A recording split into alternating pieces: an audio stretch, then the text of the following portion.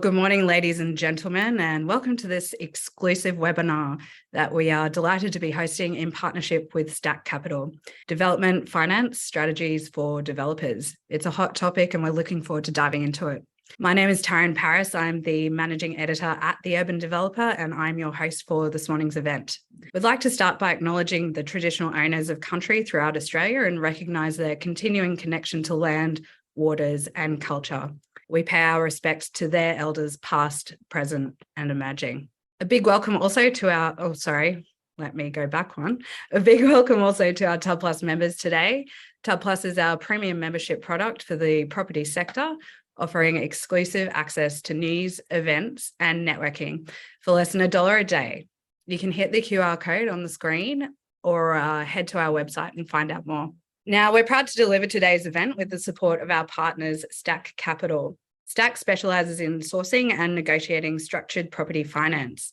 With decades of experience, they're renowned for overcoming complex challenges and arranging over $1 billion in deals through their network of 300 lenders. Throughout this webinar, we'll explore the key differences between bank and non-bank lenders, common pricing metrics used in the industry, various structuring options, and how to choose the right lenders for your projects. Additionally, we'll delve into a few real-life case studies that illustrate effective finance strategies for both residential and non-residential projects. We really hope you enjoy today's session. Just a reminder that we will be taking questions from the audience through our Q&A function at the bottom of your screen. And I'll do my very best to moderate them as we progress through today's session. Now, I'm delighted to introduce our presenters for this morning. We have Mark, Trayner, and Dale Sparke. They're the managing directors for STAC Capital. Gentlemen, thanks for joining me at the Urban Developer today. I'll just stop sharing my screen. It's going to jump straight into it with you guys. We won't waste any more time and I'll hand it across to you. And I'll get you to jump into your presentation if I can. Where are you guys joining us from today? Thanks, Taryn. We're in Brisbane CBD today. Yes, the sun is just starting to peek out. We've had a bit of a gloomy start today. Absolutely. It's always sunny here. I will the tech start. Okay, so welcome everyone. So today obviously we're going to be going through development finance strategies, agenda for today, some fundamentals, and then moving through to understanding funding types, some alternative structuring for equity contributions, choosing the right lenders, particularly in the non-bank space where there can be some unknowns out there. Then we're going to run through a couple of case studies. Both of them are actually residential today.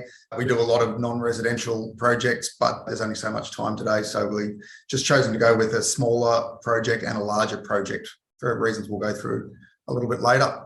Fundamentals, just a simple pros and cons of bank versus non-bank lenders to start with. Starting with pricing. Banks, they're cheap.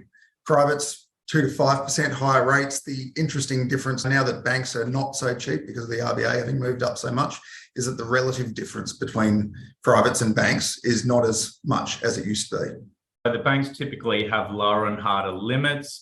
If you're looking at a commercial style facility, you're going to have your ICR hurdles that you need to hit. Interesting enough, given the way the interest rates have gone up, as Mark just alluded to, these hurdles are really pushing leverage down in the commercial space, which is proving challenging. In terms of the privates, they're generally pretty flexible, but sit in the range 65 to 75 of GB. And if you want to push them a little bit higher, some are open to that, but that will obviously come at a price. So pre-sales, pre-commitments, so banks typically going to be that 80 to 100% debt cover. From pre-sales leases, they'll generally want 1 to 1.5 times interest cover ratios. And again, just as we said, with cap rates not having moved anywhere near as fast as interest rates, the gearing's being pulled right down on commercial with banks. Privates, on the other hand, very flexible. So the standard is certainly nil pre-sales, nil pre-commitments for anything under 10 mil metro and sometimes even more than that. Once you go north of 10 mil, it can range massively, anywhere from still no pre-sales or pre-commitments through to as much as 60% debt cover. What I'll add with respect to pre-sales is that in terms of just having a general market acceptance of your product, always wise, regardless of whether or not the fund is dictating whether or not pre-sales are required, just to have that market acceptance and get a few away. In terms of approval process, banks anywhere typically between 1 to 3 months, and that is from having every bit of information available for the bank to make the decision. In terms of the private space, generally quicker.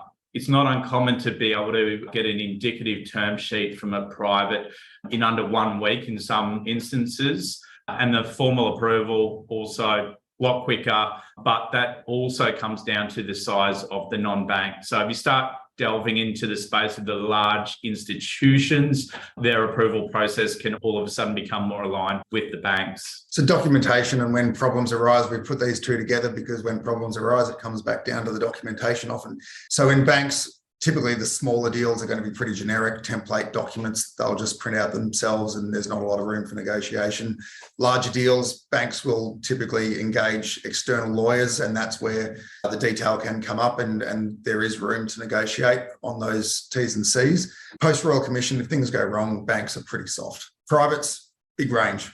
Devil really is in the detail. So down to what is the lender like? Are they trustworthy, or are they right at the other end? Are they cowboys who are setting you up to fail? And if they're trying to do that, it will be there in the documentation. We've heard horror stories of clause 43B2 being set up in a way to purposely set something up to fail on something that was always going to happen anyway. In terms of developer returns with the banks, generally you've got a higher profit, but not always. With the privates, because the cost of finance is higher and your equity check is lower, probably the ratio you're probably going to focus on more than likely will be return on equity and internal rate of return as opposed to the return on cost for the project. In terms of types of non-bank lenders there are in the market, so you've got the high net worth individuals. This, for example, might be Bob and Mary super funds. So retirees that have built up a nice little nest egg. They're comfortable in the property market. They like it, and private debt has been introduced to them. You've then got the fund managers. So these range from boutique. So when I say boutique, they might specialise in the sub 20 mil kind of style property development. And then you've got the larger ones that is 20 mil plus. Family offices, a lot of mystique about who and what they are.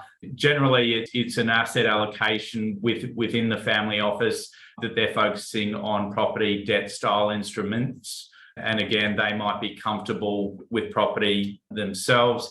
And then you've got, so these guys are typically 20 mil plus and are focused just on the larger style transactions. So I think one of the important things that's particularly happening right now in the market is it's really good to know where are they getting their money from and whose decision actually is it. If you're dealing with Bob and Mary, the decision is going to be Bob and Mary. If you're dealing with an institution, what's their credit committee process? Who's actually making the decision? Even with fund managers will often have specific mandates. So if they stay within those rules, then they can make the decision themselves. But if it's pushing outside of that mandate, then they need to go off externally to ask their investors for permission to invest that. And also, where are they getting their money from? Do they already have the money, or do they need to go and find it after they've issued you an indicative term sheet? And that's certainly an issue right now where there are a fair number of fund managers out there issuing term sheets and don't have the money and are actually struggling to find the money. So moving on to when are non-banks necessary? So I'm going to focus here on the senior debt, and this is really looking at, so you're using privates versus a bank. So site acquisitions, definitely a big one. Bank appetites for site acquisitions has been very low for a long time. They'll typically max out at 30, maybe 50% LVRs if you've got a really strong position and a good pipeline. Whereas privates are happy to be doing 65 to 75 LVRs pretty regularly, and with no DA is fine. If you've got equity lacking, or if your equity is tied up in other projects, so you just need that leverage, again, on whether that's site acquisitions or a construction project, you need that leverage. So using a private will be a good option for that. Site value uplift is a big one. So if you've contracted a site, got it under option, and then you've worked through the DA and you've created this uplift in the site. Banks, very grey area, anywhere from no, we're not accepting any site value uplift through to yes, we'll accept it, or somewhere in between. Most privates, however, will just say, you did something to it. Valuation says it's worth X, so we'll count that as the value, and whatever equity is in there is good for you. So pre-sales leases. So obviously, if you want to get the project started earlier and you don't want that lag time in terms of the project and marketing to generate the sales you need to start the project.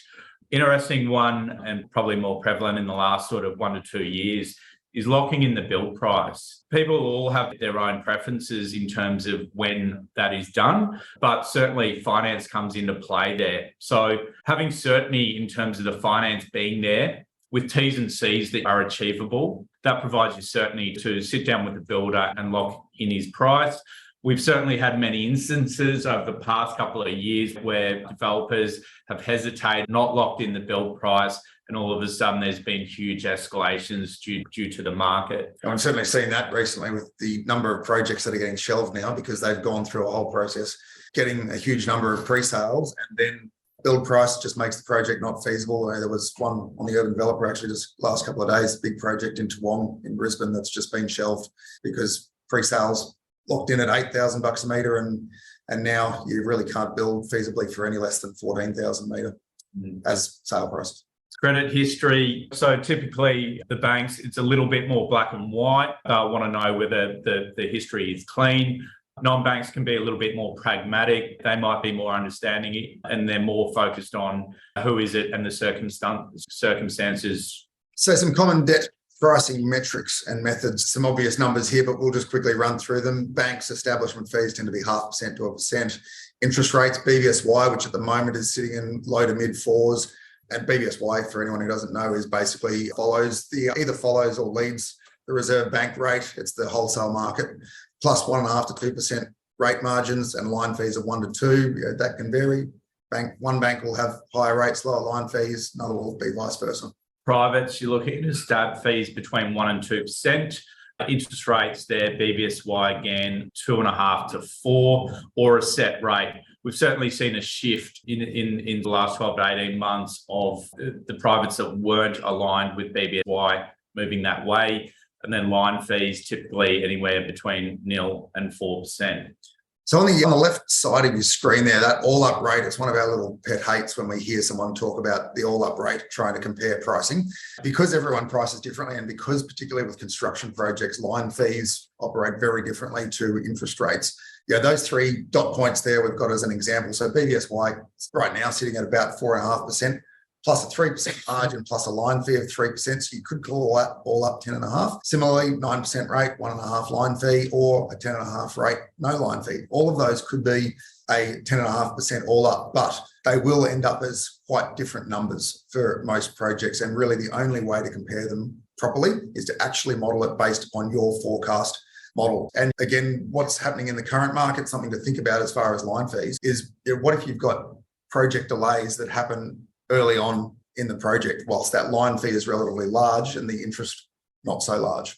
Yeah, we've certainly seen over the last couple of years where projects have just been stalled on site due to potentially maybe lack of materials, lack of labour, and basically the site's just sat there. And from a finance perspective, like Mark alluded to, you've just got the line fee eating away at your project profits, where the flip side of that, if you had a funding facility that was only charged on interest drawn, that would have been more favoured sort of scenarios. Probably actually a question that people might have that we haven't put on this slide is about MES pricing.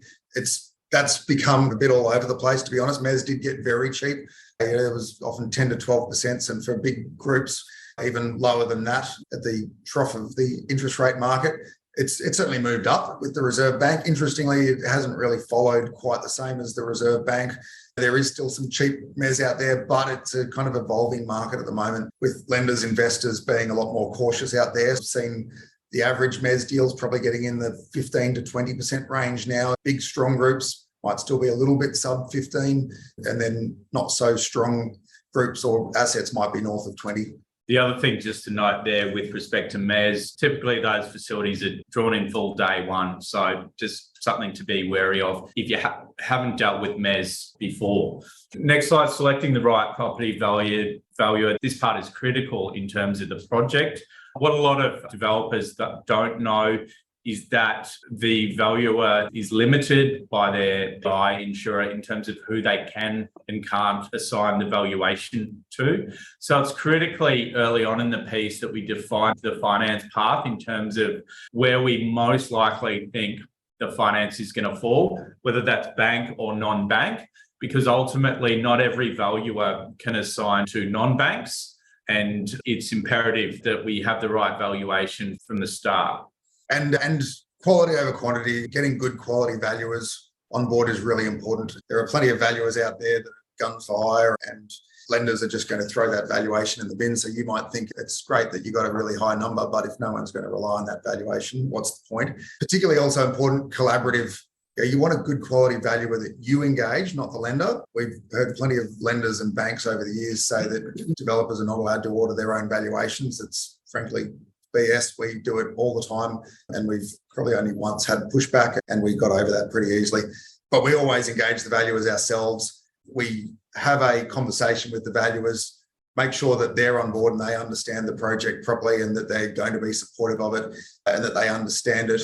You want a valuer who's going to be collaborative, who's going to consider your evidence, the inputs from your FISA, and who will issue you a draft report so that you can look through the numbers and negotiate on things. If there are numbers that you disagree with them on, or if there's potentially comparables that haven't been put in there that you know about that might help the valuation, you want a valuer who's going to actually have that conversation with you and consider moving the numbers around while still in draft before issuing it, and certainly before any lender has seen that valuation. So understanding funding types, just going to start with a quick little 101, because even seasoned veterans get a couple of the terminology bits wrong from time to time. Senior debt is first mortgage. Doesn't matter whether it's bank or private.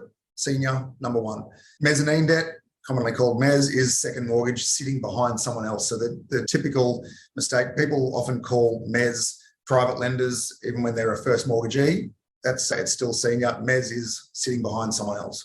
Preferential equity, typically called pref. Is it debt? Is it equity? We're going to cover off on that in a bit more detail in a minute. Short answer is both, neither, but defend yourself. So high leverage. So the two typical scenarios you're looking at would be a bank plus mezz debt, or the private stretch senior. So bank plus mezz advantages. Obviously, you're going to have the cheaper bank debt in there, which is going to take up a large percentage of your weighted average cost of capital. Disadvantages, you're going to have to sit and wait if it's a challenge to get your pre-sales or your lease hurdles. Approval timeframes, it's just going to take a little bit longer. That's the reality. Getting two lenders. So two lenders are going to involve three lawyers. Okay, so you're going to have the bank's lawyers, the mezz lawyers, and then you're going to have to engage your own banking and finance lawyer, who's going to somewhat have to sit in the middle and negotiate the terms in between the lenders. Private stretch senior scenario advantages, one lender. So you've got one funder that's going to make the decision whether or not they fund the project, not two required under the bank and mezz structure. Generally, you're probably going to end up with more flexible terms due to the price, the nature of more flexible terms being available for the private funder. Disadvantages, but not always, is generally it's going to be a little bit more expensive. So something else to think about though with the bank and the mezz debt is that cheap money repaid first, which people sometimes don't think about. If you've got your bank debt at 5% and your mezz at 15%, when it comes to sales, if those sales don't all happen in one go, if you've got a bit of a drip down, it's the 5% money getting paid back first while the 15% sits there at its full peak balance. So that can certainly ramp up the cost if it's talking about a number of months to clear that debt out. Private senior debt tip though, something people often don't realise with privates. Now, if you've always been using banks for your construction finance, you'll just know that a line fee is on the full limit and the interest rate is on what's actually drawn down. And probably the majority of private lenders do that also, but there are a fair number of private lenders who do what I guess we'll call planned tranches, where they'll say, we're going to draw down $1 million on this date, and then $1 million on this date, then $1 million on this date. And irrespective of whether you actually need that money or not, they will be drawing that down and you will be paying interest on it. Or there's even then the fully drawn. So we've seen that a few times where lenders try to throw out a hook and it might have a really low interest rate on it, but it's actually fully drawn on day one, which means it's actually a line fee. So a 6% rate might actually be more expensive than a 10% rate with some other lender. Just important to actually know what's going to be the case. Pref Equity. So this is a bit of an area there's a lot of misunderstandings or there's a lot of assumptions. So what is it really? Reality is that it's probably the most grey area of construction finance. It's not really mezz, it's not really equity. Is it a hybrid? Is it neither? Honestly, it depends. And I've long lost count of how many different types of pref equity I've seen. So just running through a few of the typical ones, 80-20, 50-50 is a model that's been around forever and a day, basically where the pref provides 80% of the equity, the developer provides 20%. If you had senior debt doing 80 of TDC, then of the 20% that needs to be funded, so the pref would be 80% of that, so therefore 16% of TDC, developer puts in 4% of TDC, and the profit split 50-50. There's variations up and down on that certainly based upon equity that's gone in. So say if you put in 30 or 40% of the equity instead, then maybe that profit split moves around. MES is one that often happens with banks, where particularly banks will tend to set a limit on how much MES can go into a project, and that's often a 50-50 split. So if the bank's doing, say, 75 of cost, of that 25% equity, no more than half of that can be MES. So when developers actually want to have more than that half of the equity in as MES, it'll sometimes go in as a bit hidden. So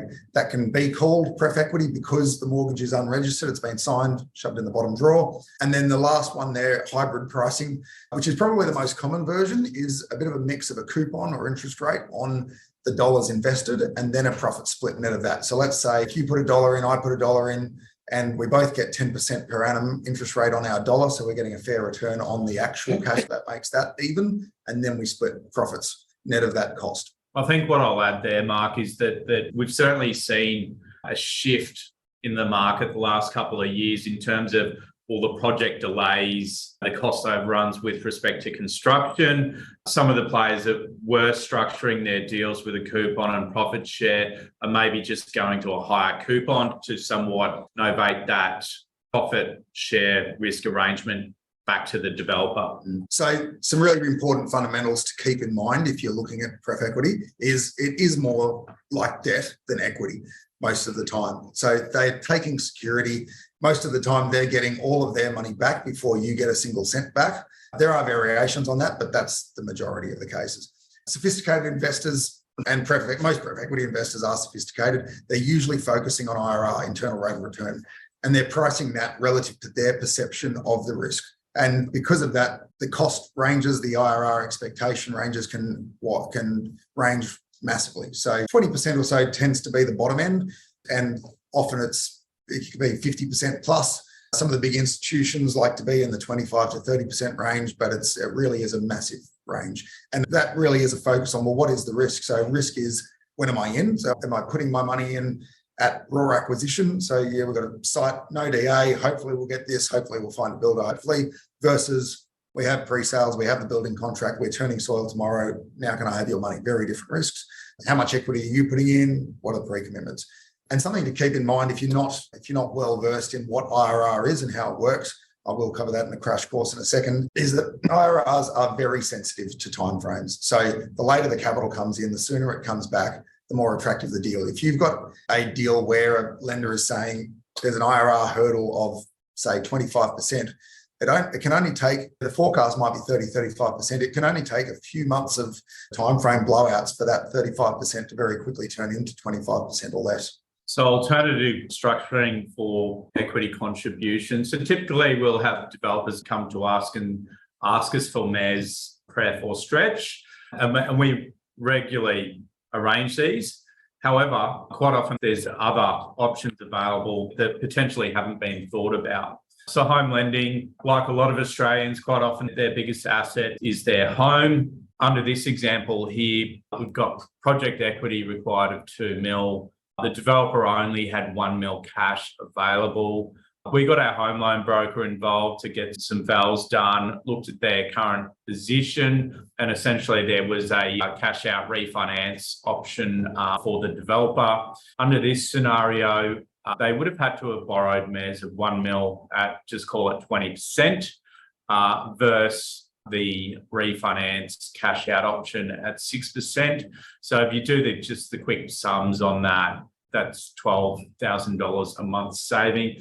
Important to note though, not all lenders allow it. So really it's something you do need to reach out to your home loan broker and have a talk to, because some funders are open to it, others aren't. Other assets, commercial property. If you've got a commercial property sitting with a bank at a pretty low LVR, instead of paying MES at a higher rate, it might make more sense to refinance it to a second tier lender at a higher LVR, higher rate than what you're paying, but might be cheaper overall. Equipment finance, if you've got yellow goods, diggers and the like, or expensive cars that are sitting there unencumbered, you might be able to get money at that at single digit rates. Trading businesses, certainly not lending against a property development business itself, but certainly rent rolls or management rights. If you've been operating one of those from apartments you've sold off, they've probably got a value and a profit that they're making that you might actually be able to borrow against that at much cheaper rates than construction finance or MES finance or some other types of businesses. We've certainly had clients who have probably started with a business that's got good, strong cash flow and gone into property development, and the business might have pretty low leverage in it, might be able to borrow again in that business. It lends to the development at significantly lower pricing than what more expensive construction finance might be. Short-term MES, and in this example, we've got equity release. So what we're talking about under this example is essentially if a developer has other projects available that are more advanced in terms of the completion date, what the developer might be able to do is go to a lender and say, hey, this project over here is completely sold out. We've completed 70% of the construction. Can we advance some money against that project to put it into this other project? Generally, what you're going to find there is the funding is going to be cheaper than it would ordinarily be under a MES style arrangement because of the risk profile of the asset the money's against.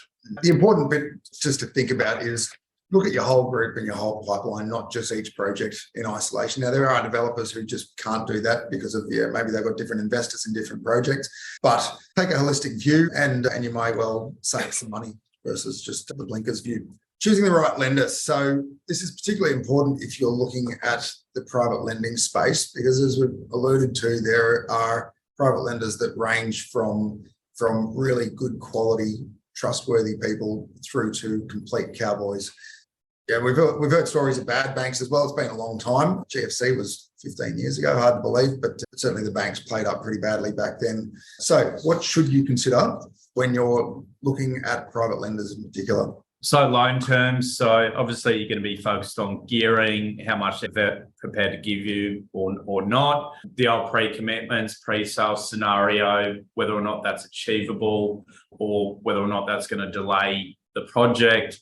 Flexibility, quite often, obviously that ties into the pre-sales in terms of that hurdle being lower. Fair pricing relative to risk, full disclosure, and what you actually need.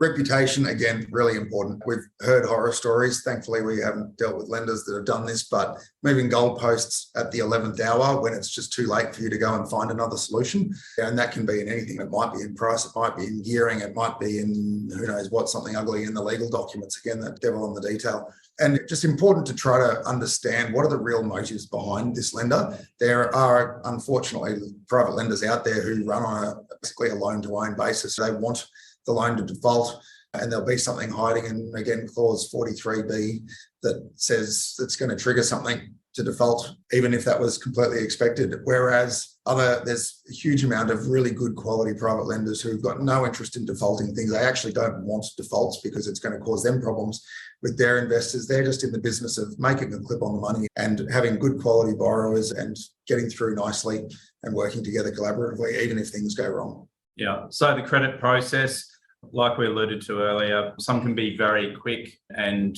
make their decisions very efficiently. That generally comes down to whether or not they've got an investment committee and how big the non-bank is. If it's a family office or a small boutique fund manager, that process is going to be pretty streamlined.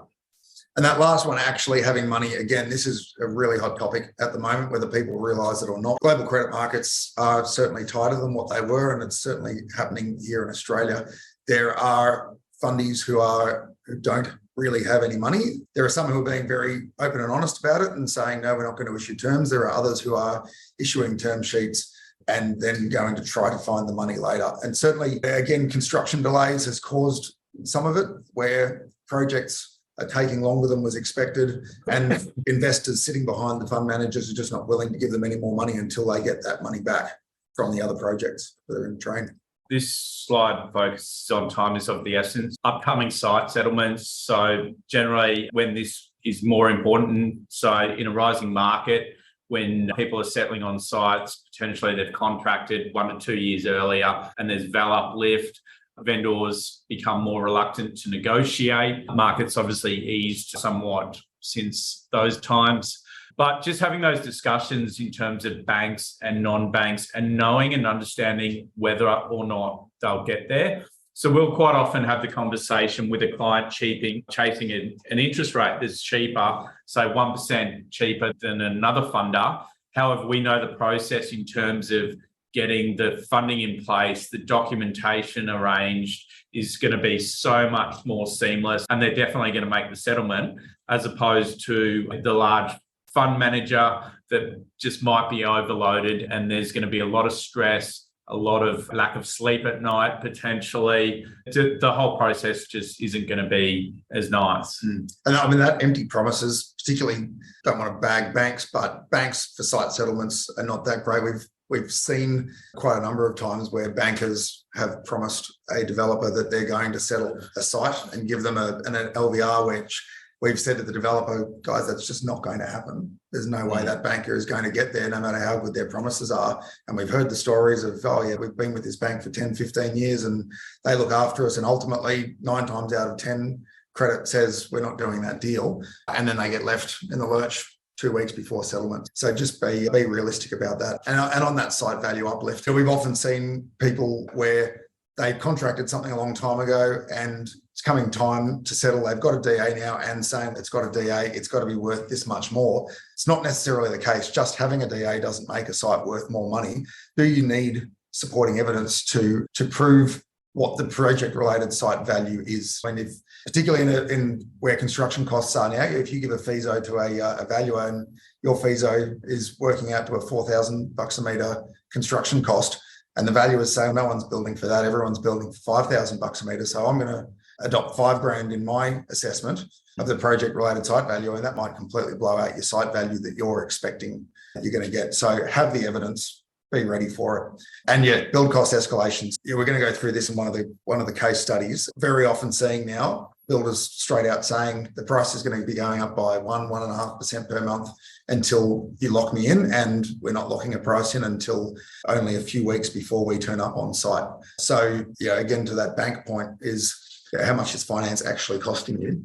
It should be a holistic view. This one here is, these are probably the 3 key people that we often see being left out or not being involved enough in projects, and particularly with larger ones, but it can apply to the smaller ones. Banking and finance lawyers, again, the devil in the detail. Other than your small deals that are pretty templated loan docs, loan documents usually are negotiable. But unless you're a lawyer, then how do you know what's actually in there that's potentially going to cause the problem? And it is a pretty specialised area, particularly if you're getting into large projects. If you're doing a $30+ million development finance loan, and particularly if there's senior and there's a lot of stuff in there that your average lawyer who's not a banking and finance expert is just not going to necessarily pick up on. But make sure they're commercial. So lawyers, there's plenty of lawyers out there who will quite happily go running down rabbit holes and go around in circles, racking up $500 an hour on something that's actually not all that important. So you want one who's commercial, who's just going to look at something and say, okay, I know the lender's not going to negotiate on that clause, so there's no point in that, but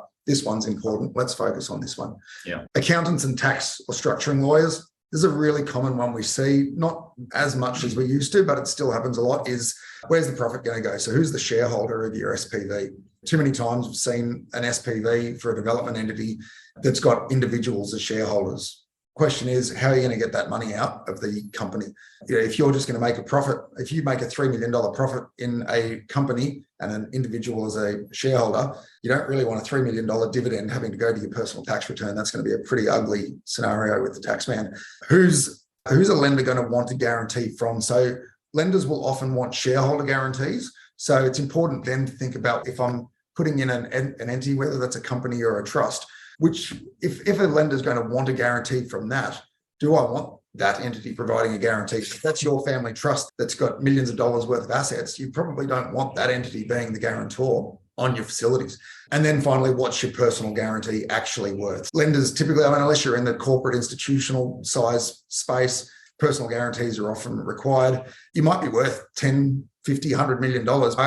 can't remember the last time I've seen a billionaire who's worth a cent in their own name. That's, if you are worth a lot of money in your personal name and you're doing developments, you really should be seeing a structuring lawyer to restructure your position so that you're not worth very much in your own name. Down the bottom, a shameless little plug for ourselves. Guys, don't be the guinea pig.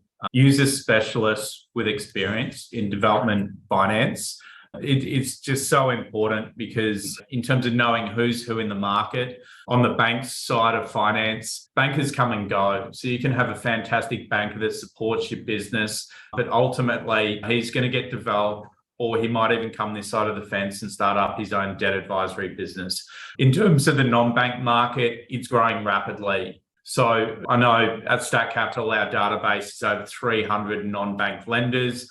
We probably get approached every 2 to 3 weeks. We've got a new lender in our office basically talking about where they want to allocate money in terms of the assets, what returns they're after in terms of their pricing and the size of the project. So it's really important to understand who's in the market, and notwithstanding as well, appetites change. So you can have lenders in the market that are very active, and then all of a sudden the market slows and they become less active. What's really important as well, and we're very big here at STAC Capital about this, is the group capital strategy versus single transaction focus. So this is really just making sure you've got the most optimal capital structure in place for your circumstances. And probably just that knowing who's who in the market again, that's who are the bad guys as well. Within our list of 300 plus lenders that we keep, there are a fair number of them that we've got very clearly marked do not deal with, for the benefit of all the guys that work at STAC Capital, to make sure that we're not going to play with the Cowboys. And unfortunately, it does happen, but we have clients approach us who have been put in very sort of untoward situations through predatory lenders, and we've had to unwind that really quickly. Circumstances like that, we'll just update our database straight away, and that way we know not to deal with that lender. So moving on to the case studies. So why did we choose these 2 projects? So again, we're doing 2 residential projects today. Just didn't have time to go throwing in non-resi projects as well. But we wanted to do 2 resi ones, firstly because a lot of developers are in the resi space, but there are differences between small and larger projects for a number of reasons. Decision drivers, there's lending metrics are different, and different lenders play in the small space versus the large space. You'll have certainly private lenders that do only under 10, 15 million, and then you have private lenders who only do over 20, 30 million.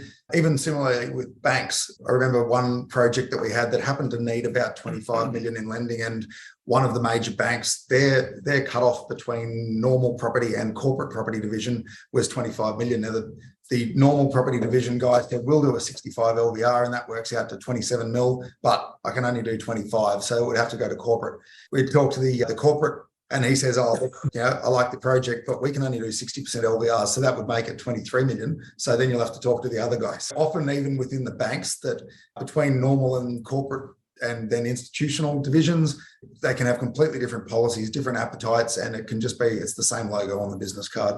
And what I will say is that policy and appetite is always evolving and changing, particularly in a market that starts to slow. That's the reality. People start to focus more on the risks, and therefore they'll start to adjust policy and appetite. And that's one thing that we're very big in terms of staying on top of. So we'll run through these, just noting the time. Just a quick point that we have changed some of the details on these projects in the interest of the privacy of our clients. So don't go trying to compare them to our Instagram and our website to see which one's whose project.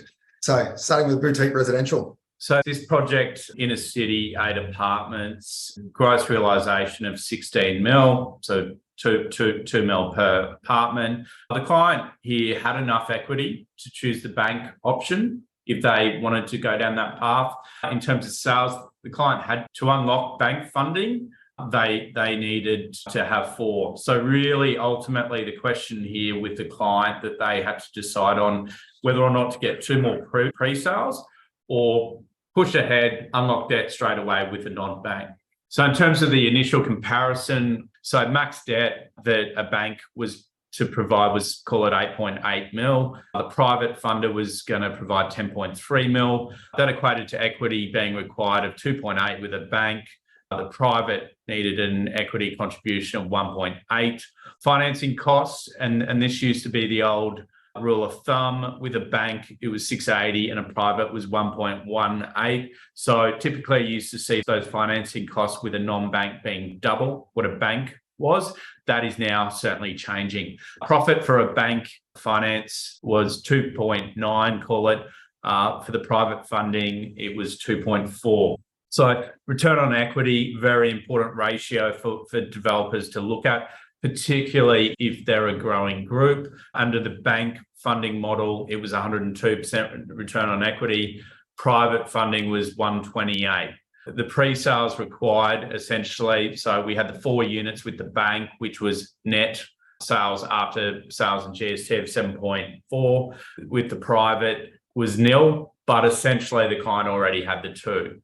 Down the bottom, we've got what did the developer under this scenario focus on? They were focused more on the lower financing costs. They had the equity, so they didn't need to worry about the additional debt.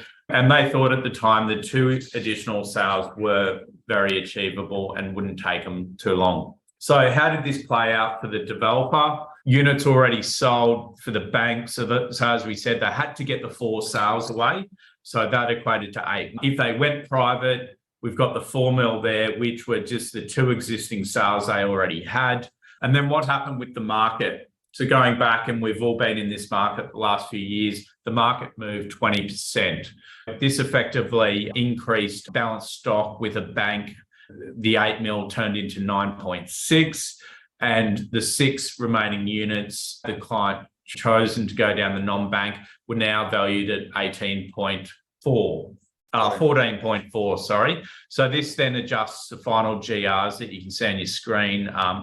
Final GR with a bank would have been 17.6, and this is assuming no further sales happened at the end of the project, and also with a non-bank it was 18.4. So what did this do to the profitability of the project? So come the completion of the project, and assuming all that stock got sold at that point, under a bank funding model, the client would have made 4.14 mil. Under a non-bank, they would have made 4.36. So you can see there's been a shift in terms of which funding option was more profitable.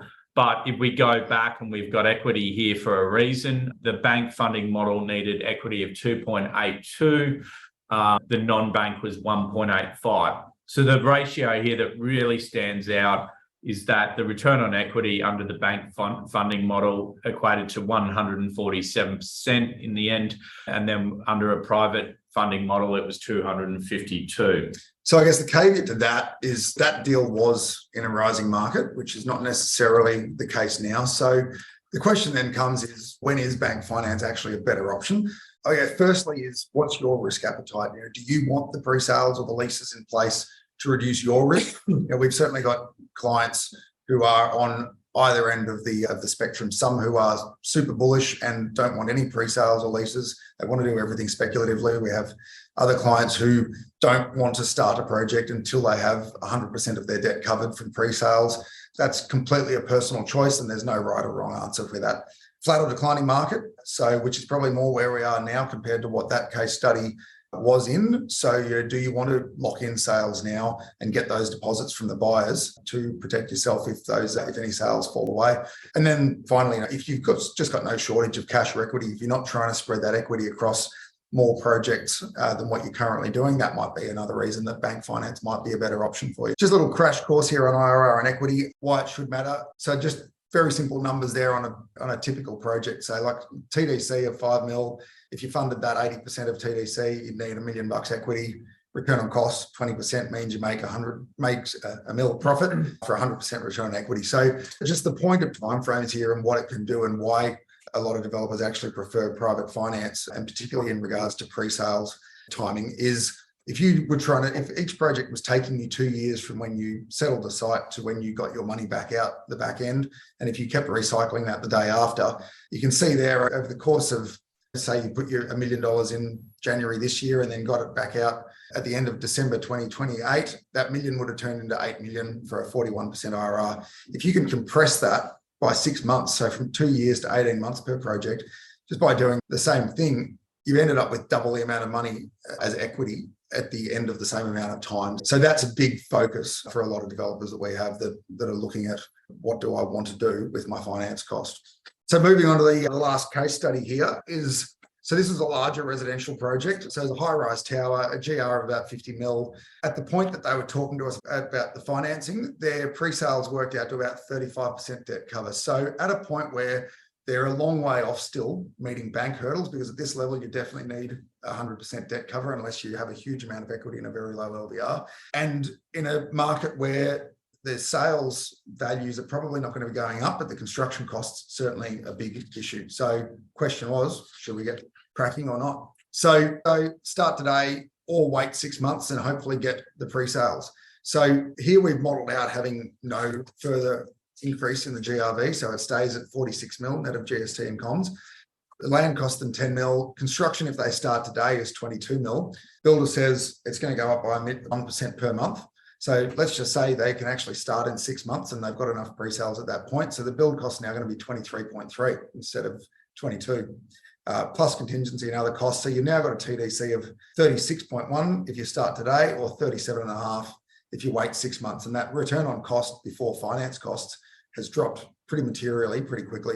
So the initial comparison of these options, you can see here, pre-sales, it's a big difference. So 10.7 was the number. And at that point they had that. So a non-bank was saying, yes, we're happy to go with the number of pre-sales we got. A bank, still a lot of pre-sales to get. Now, even if they took only 6 months to get that, realistically, it's certainly in this market, it probably would take longer. But if we just say 6 months, with some debt on the site and plus rates and land tax, your holding costs, it was going to be about $500,000 just to sit there for 6 months to wait to get those pre-sales. The other thing I'll just add there, Mark, is certainly what we've seen in our space, turning soil, getting some construction activity on site generally will fast track those. Buyers have been very hesitant with the number of projects getting shelved, and it just every week that goes by another project gets shelved. So if I'm a buyer and I'm going to put on a deposit of a few $100,000, I'm looking at it saying, I don't know whether you're starting. So certainly people are finding that hesitation from buyers. So leverage, again, non-bank, pretty standard 65 LVR. Banks back at 60% at this size. It's pretty typical. So the equity, there's one and a bit mil difference in the amount of equity that was going to be needed. Finance costs. So here's the interesting thing. So non-bank is going to be $1.5 million more expensive, but go and add the $500,000 at the top for that holding cost to wait the 6 months. So now there's $1 million difference in non-bank. So if you just looked at that line, you'd say, geez, that's expensive. I'm going to spend $1 million on finance costs. But of course, at the moment in the current market, the question is, what's the build price going to cost you? So when we model out that number on the assumption that the builder said 1% a month, actually was more profitable to go with a non-bank overall on the bottom line of the project, and a better return on equity as well. So so some of these larger projects, what are the considerations that you should have for large projects that might be a bit different to smaller projects? So larger projects obviously are going to cost more and have longer timeframes involved. Whether or not that's just achieving DA because you're going from a code accessible position to non-code. Pre-sales always comes into the equation, and how long they're going to take, as I alluded to just before. Big thing at the moment right now in terms of what our guys are doing, trying to provide the market certainty that some of their projects are going ahead and they're not going to be another victim of the market. Buyer confidence, that flows into that. And it's just really important just to sit down, model all these key drivers, use some sensitivity as well. So look at blue sky scenarios and scenarios where the market might change. What are your exits? If the market does change and you're left with balanced stock, do you have an ability to go and provide some residual stock funding in place that will also assist you?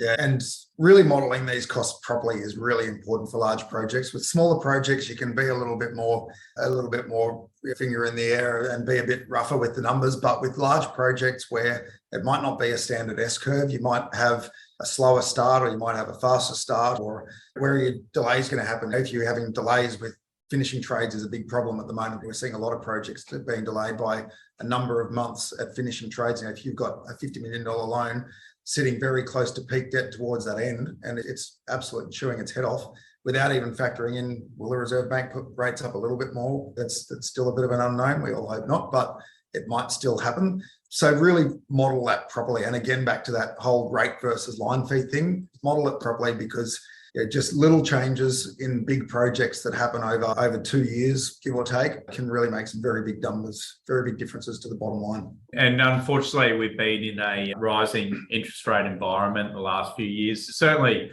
something we've seen come up a lot is that we've got an interest provision within the financing budget. However, that interest provision was based off a lot lower cost of funds, and then naturally that gets exhausted a lot quicker. The other last thing I'll touch on there is obviously equity contributions. The check's naturally going to be a lot larger. So just having that thought process in terms of where the equity check's coming from, is it reliant on other projects? But really having that holistic view from the group on their cash flow in terms of how you map that out.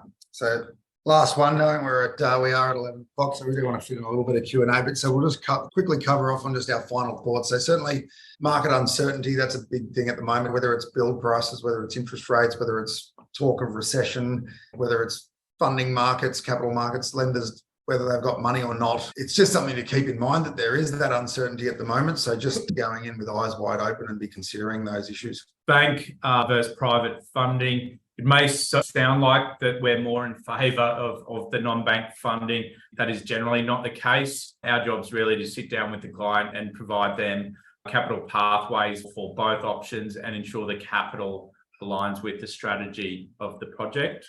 And managing risk. So don't leave yourself swinging in the breeze. From a funding perspective, don't be too loyal or too reliant on one lender. We've seen horror stories on both sides with banks and privates where someone's had a very loyal relationship for many years with either, and then for whatever reason, which we're seeing a lot of lately, and certainly in the non-bank space at the moment, where doors are just closed. You might have had one lender that supported you, done a great job for years, but then if they don't have any money, they don't have any money. So you don't want to do that. And then certainly leaving things too late as far as risk goes, not having your ducks lined up. Probably that's something that we're always very big on with our clients, is getting involved as early as possible so that even we can at least map it out and say, this is what needs to happen at these points in time, because we often see people saying, oh yeah, I'll work out a lender and I'll get a valuation 4 weeks out from when I need to go. And it's just things not getting done in the right order and not enough time to plan out. The last point there is just about having a long-term strategy. So a holistic view across your group and pipeline. Mark and I are very big on that. We were both bankers with a Big Four for circa 15 years. It's not about being transactional focused. It's about ensuring that the finance that meets your funding requirements today also can be structured in a fashion that caters for tomorrow's requirements as well. And certainly as far as that holistic view goes too, and probably the point that we really took out of being bankers in the GFC, we both had to actively deal with a lot of horror stories through 2008 to 10. We often see people who have been loyal to a bank for a long time, and banks love crossing everything up together. And it can be pretty painful to unwind. And if something goes wrong with one project, the whole thing can be a house of cards. So you definitely want to be very careful about managing that. That's it. So Taryn, if you want to, I'll hand over to Q&A. Thanks. I think those case studies are really fascinating and definitely demonstrated that time is money and that you've got to get stuff out of the ground as soon as possible. We've had a few questions coming in, but firstly, I'd just be keen to get your take on how hard it is to secure finance at the moment. What's the appetite like out there in bank and non-bank? It's certainly more limited than it was. If I look back, so when we had one project a while ago, a few months ago, that 12 months ago, it would have been a very competitive process, and it was relatively highly leveraged. And 12 months ago, it would have been a competitive process. We would have had everyone in the market wanting to do the deal, but it became a case of most not wanting to do the deal. And it really was hard work to get the deal done. I mean, we're generally saying now that it is taking twice as much effort and time to get deals done now than it was 10 months ago. And is it coming down to that construction risk? What's the hurdle here for lenders? Yeah, look, it might even be a case of some of the funders that were really active in the market the last couple of years, just due to the market with the project delay, they haven't got their money back yet, right? So they're still waiting for those projects to close out. So examples of that where that happens, so that lender's basically probably going to sit back and wait until they get their money before they look at advancing more funds. Builders definitely an area of hyper focus. If we go back a couple of years before builders were falling over like flies, it was most lenders they would look at the builder and it'd be like, you got some builders like the big tier ones where it's just like, oh, that's a tick, no worries, don't need to pay any attention to that. But even a lot of second and third tiers lenders relative to the size of the project might be like, yeah, okay, builder looks all right, that's fine. They've done it before and that was probably about as far as they go. The level of DD now into builders it's just hyper focused. It's almost gone the other way where it's, oh, who's the developer? Yeah, okay, builder. Like, yeah, huge amount of focus on the builder. And obviously we've seen a long ago lost count now of how many big builders have gone under and who knows how many small builders have gone under. And it keeps happening and there's still more rumours of even some of the big guys about where they might end up. So a lot of focus on builders. Interestingly, one thing that's changed in the last couple of years is if we go back, say 5 years ago, most lenders didn't like owner builder developer, whatever you call it, party builder and developer. It's actually swung the other way around now where most of the smart lenders actually prefer a builder doing their own developments because then they've got full line of sight of their financial position, what they've got on the go, pipeline is, and not so worried about where this might end up. Will the builder go broke halfway through or not? Typically, they're going to have those discussions with the lenders if there's any challenges there with managing costs a lot earlier than what a developer engaging with a third party might do. And I guess just to expand on that again is what we are seeing, particularly with larger projects, if you're heading north of 20, 30 mil in lending, that hyper focus is really getting into financial strength. Yeah, we've even seen a lot of cases of builders or of lenders appointing an external accounting firm, and that's banks and privates, appointing, say, PwC or KPMG or whoever to actually review the financials and the cash flow forecast and WIP of the builder to work out, are we actually happy to rely on this builder? So we've seen a few cases where trying to save money, developers have said, okay, this tier one builder is not going to, they're going to charge $50 million to do this build. I can get this other builder to do it for 40. But it just ends up being too often, it's forget about it because no lender's going to take that builder for that project. And resi is obviously in focus at the moment. A lot of the resi builders are falling over or moving into other sectors. Is that sort of flowing through in terms of deals that you're seeing? Is there more of a move into, I don't know, commercial or industrial as opposed to resi? Like on the resi front, we are seeing, so a lot of boutique high-end projects are getting off the ground. And probably the reason for that is they've got their set floor in terms of how much it's going to cost. Then the lever that the developers need to pull is they need to lift their GRs up. So you can do that if you're going into a more high-end boutique area and the demand is there. So we're seeing obviously the migration numbers from Sydney and Melbourne, they're finally catching on and they realise what a wonderful place it is to live up here. And they're moving up here and when they're buying units or even high-end houses for that matter, they're spending a little bit more money than and I guess on the non-residential space, probably also why we didn't want to touch on a case study today, because you could run a whole session on this, because the non-resi market is just so all over the place at the moment. Between different asset classes, industrial is super hot. There's a massive lack of supply relative to very, very strong demand. We've invested our own capital as equity into a industrial project in Brisbane. Our view on industrial is very strong. Whereas you go the opposite end and CBD office is just a complete basket case. And frankly, I think I'm pretty firmly of the belief that the numbers getting thrown around by the listed REITs are BS at the moment. The market's a lot worse than what they're trying to tell the market. And then you've got your other asset classes that are in between. So it is all over the place. Probably haven't seen as much of a surge into it. And we certainly saw a lot of resi developers go into childcare and service stations a few years ago. Haven't so much noticed a big movement lately. You referenced a development at Toowong that was shelved and the site's been sold. If we were to go back in time, would you have recommended that perhaps they didn't sell everything off the plan and maybe hold a bit aside? Is that sort of advice that you would give now in the current market, given the price constraints, what's happening? Yes, certainly one that we have recommended a lot more lately, again, because of that. I guess when we look at the deals that have been that we've done bank finance for, and we've said bank finance makes sense and the clients agreed, have typically been those projects with developers that have got no problem selling very quickly. So they've been able to say, so they've typically been smaller projects, less things to sell. If you've got 400 boxes to sell, that takes time. Yeah. If you only have 10, 20, 30 boxes to sell in a really good product in a really good market, good location, then you can get through it quickly, and that construction price risk is not so much of an issue. But certainly when we look at those projects that do take longer with more boxes, I guess over the last 12, 18 months, probably 3/4 of the funding deals we've done for those have been in the private space because of that, wanting to get cracking ASAP. Yeah. And you're seeing more requests for mezzanine finance to cover off construction cost blowouts towards the tail end of projects. Is that something that's out there? Yes. Look, it's an interesting way to play it, depending on who the lender is. If you've got an existing lender in there, I guess the first best option is usually to try to push them to provide the additional funding rather than pulling in someone else for genuine cost overruns. Sometimes you need to do the mezz, but yeah, I guess it has been happening. There's been a bit of a mix between developers telling the builder to deal with it and others playing a collaborative game. Yeah, I think the scenario that always plays out best is when everyone collaborates.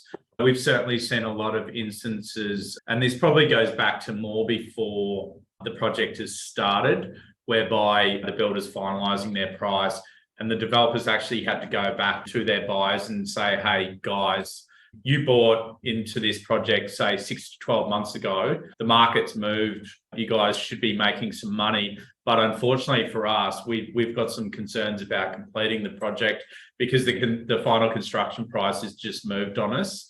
Scenarios like that, we've seen a heap of that. And to be honest, most of those buyers have been open and willing to sitting down with the developer and saying, hey, yeah, we understand the market. It's in the press, so people understand construction prices are a real issue. So it's just a balance of trying to work through that collaboratively. Yeah. I've had a few questions from the floor. One of them is, does STAC have appetite to fund BTR projects of 30 to 40 units?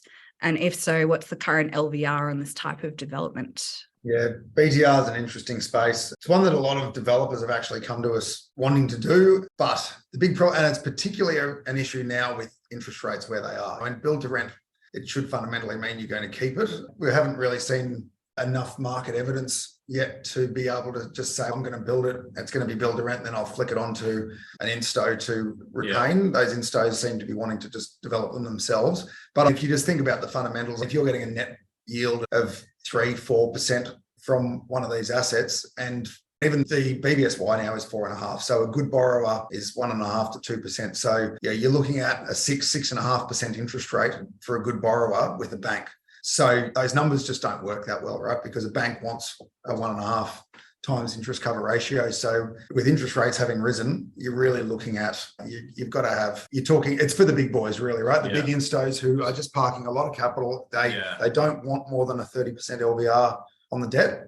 That's really who that product is. The challenge is what it really comes down to is, the leverage you can actually achieve on that, right? And then obviously because the leverage is pulled back, a lot of equity is required to go into it. And that equity needs to be passive, needs to be prepared to stay in there for a while. So the question that we'll always sit down and talk to our developers that have thought about that is, what sort of return on equity ratios can you get elsewhere?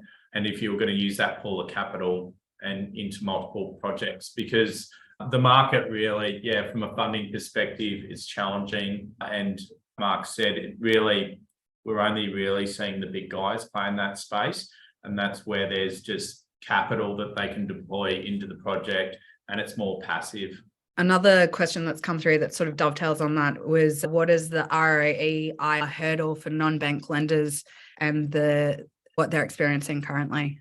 So lenders will tend to they don't really look at the ROE so much because they're really looking more at the return on cost. But interestingly, that's the expectations has dropped on that. You go back a couple of years, everyone would say that a project that was making less than a 15% return on cost is just not feasible, because so many projects have had the FISO squeezed. because whether it was the site bought at the peak or whether it's construction costs blown out, a lot of lenders are accepting a FISO that's showing a return on cost of 8 or 9%.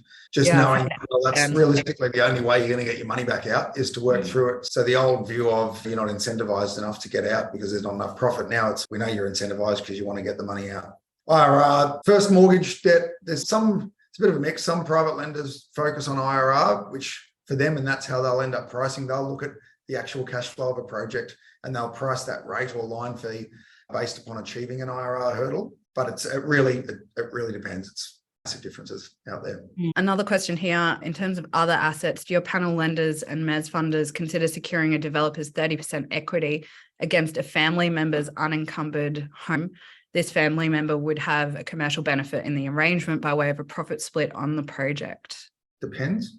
So the one that I would say never is, or almost never, is if you come along with your 75-year-old mum and all she owns is a house that she bought in 1973 for not much, and now happens to be worth $5 million, but that's the house that she lives in and she's got nothing other than that house. Even though it's worth a lot, no lender's going to want to be kicking out an old lady, an old pensioner, from her only home.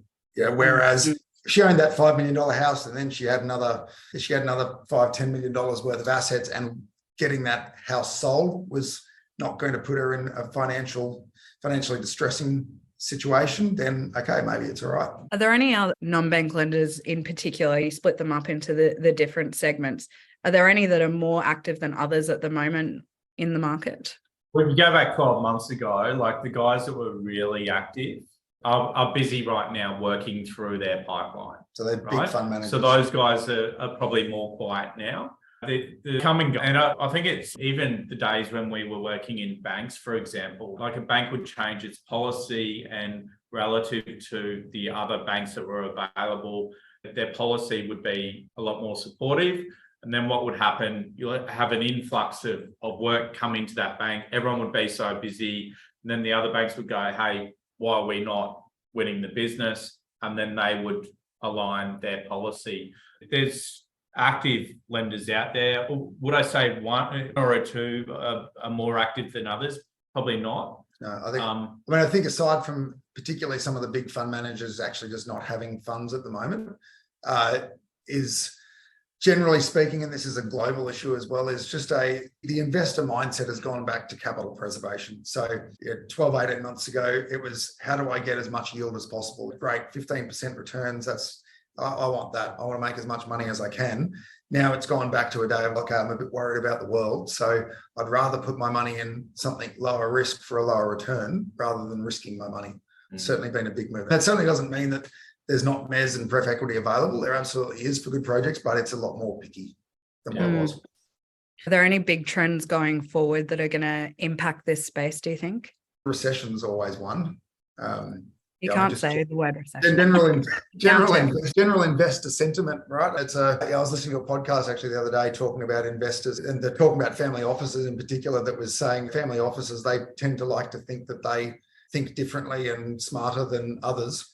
But in reality, they all tend to follow. Everyone was investing in tech 2 years ago, and now no one wants to invest in tech. They move in waves. So I don't know. It's just general economic views. I think what we are seeing though, like in terms of, I think we touched on it, there's so many new entrants to this non-bank. Like I'll give you an example. We had a family office in here the other day, and they're a large developer, right? But they're just starting to deploy money into the debt space because they've just realized that it's an asset allocation they can have in their family office. So there's certainly more and more players coming into the market with appetite. That's not the challenge. The challenge is just really more or less making sure whatever asset or wherever they want to deploy their money, if it's in land subs or high-end resi, that you have a developer who you can put the two together and start some funding arrangements. It's an interesting time to be in property. We've certainly run over. It's been a great chat.